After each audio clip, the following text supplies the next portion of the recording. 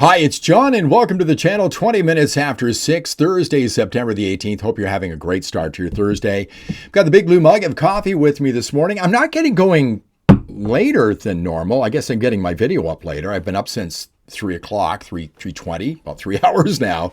I actually shot this whole video, and then I realized that it was too long, and I remembered what Shakespeare said. Brevity is the soul of wit, so I'm reshooting it again to make it a bit shorter. And I just want to get it done today. I want to get to the point. The point is, the world of the future will think we're nuts. And what am I talking about? If you're living in Canada right now, there's a good chance that below your feet are millions of dollars in riches, and our government doesn't want to get the stuff out of the ground. They're getting in the way of prosperity in your country, and certainly in the way of prosperity in my province of Alberta. The world of the future will think we're nuts.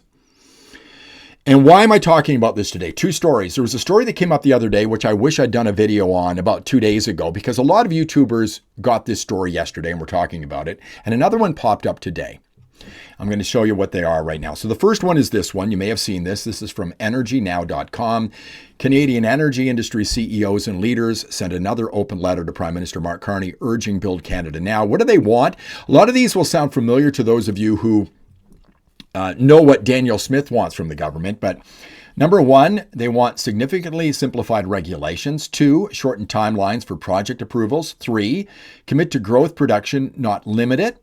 4, fiscal framework that attracts investment. And 5, incent Indigenous investment opportunities. The incredible thing about this story is the number of CEOs of oil and gas that have signed this open letter to the government of Canada.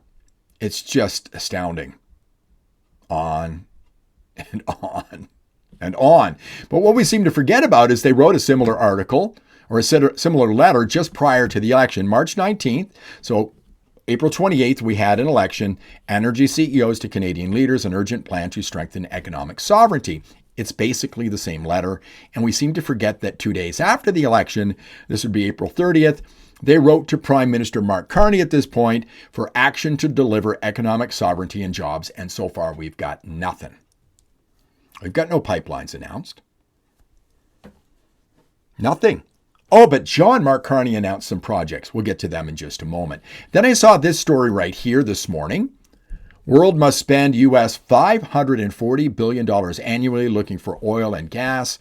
International Energy Agency. This goes on to say that we're going to need oil and gas, a lot of it, folks, and that we need to find it. And that's the thing that really frustrated me about this story. We don't need to find anything. I live in Alberta. Here's a map of Canada and the United States. For those of you who don't know geography, this is where I live right here. This is Alberta. It's stunning. Basically, where Alberta is all oil. I live right around in here, okay? This is Calgary where I live. So basically beneath my feet, there are riches. There's oil. We know where it is, but we can't get it out of the ground. The world of the future will think we're nuts. Why are we not getting this stuff out of the ground? Now, Mark Carney did announce a list of projects of national interest, and there was no oil pipeline on the list. Oil and gas is a huge part of Canada's GDP, one of the biggest things, if not the biggest, and he didn't put a new pipeline on there because he doesn't want to build a pipeline. Now, the thing that really bothers me here is that since that list was published of those 5 different things, Danielle Smith sat down with Mark Carney to have a discussion with him, and Danielle Smith is dithering now. This woman, who you see on the screen here, I admire very much. I think she's one of the smartest and toughest politicians in the country, if not the smartest and the toughest, but she's dithering now. She's giving him more time. Remember, there was a 6-month time period that the government had because she had demands to get our oil and gas out of the ground, and now she's pushing back that by a couple of months. I expected fireworks this week because we're at 6 months right now, folks. But instead of a bang, we got a whimper from Danielle Smith. Here's what she had to say about her meeting. My meeting with the Prime Minister was about as encouraging as any meeting I've had with the federal government in a long time. How? She got absolutely nothing and no assurances whatsoever for an oil and gas pipeline here. Now, further on in this video, she's asked an additional question about carbon capture and whether we got assurances for an oil pipeline.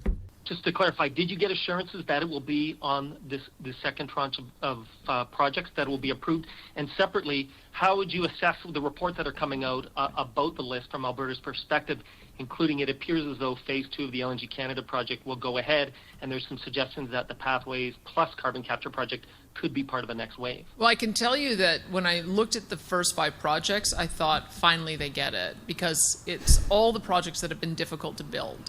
It's mining projects, it's LNG Canada, and I think that demonstrates a real shift in the focus of this government.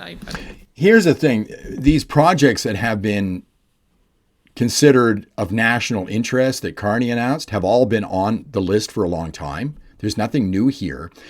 Corey Morgan of the Western Standard, I heard him yesterday, said he looked into them. They're all being held up by Aboriginal groups, all of them.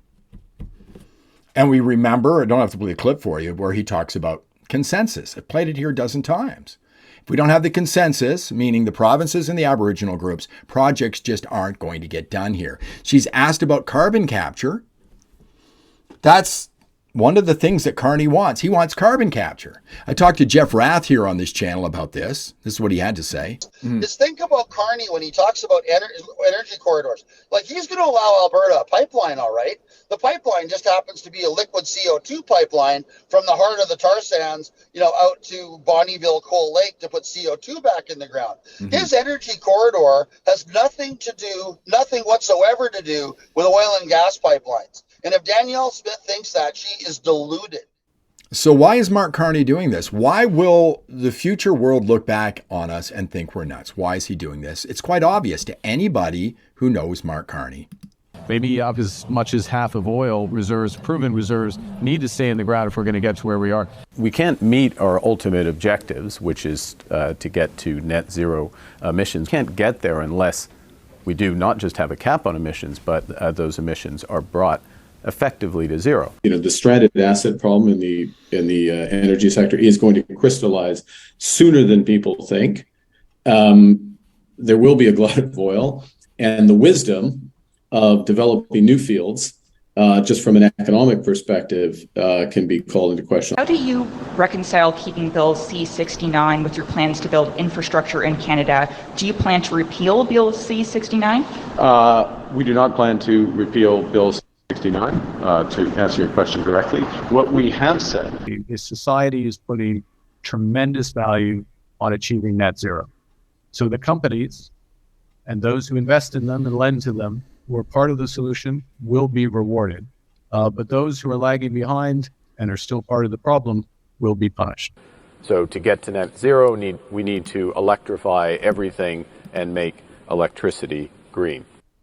Need I say more? But what's interesting about this, regarding an earlier article that I mentioned, if we go back here, right around here, listen to what he says. Developing new fields, just from an economic perspective, can be called into question. How do you reconcile developing new fields from an economic standpoint can be called into question? Well, we just read a story here saying we must develop our oil and gas and spend this much money to find the damn stuff, and we already know where it is. Mark Carney does not want to build a pipeline out here, and the world of the future will think we're absolutely insane. Hell, there's a lot of people here in Alberta who already think we're insane. Danielle Smith, what are you waiting for? Thanks for watching. I do appreciate it. If you liked the video, please give me a thumbs up, subscribe to the channel, ring the bell for notifications. I'll see you in the next one.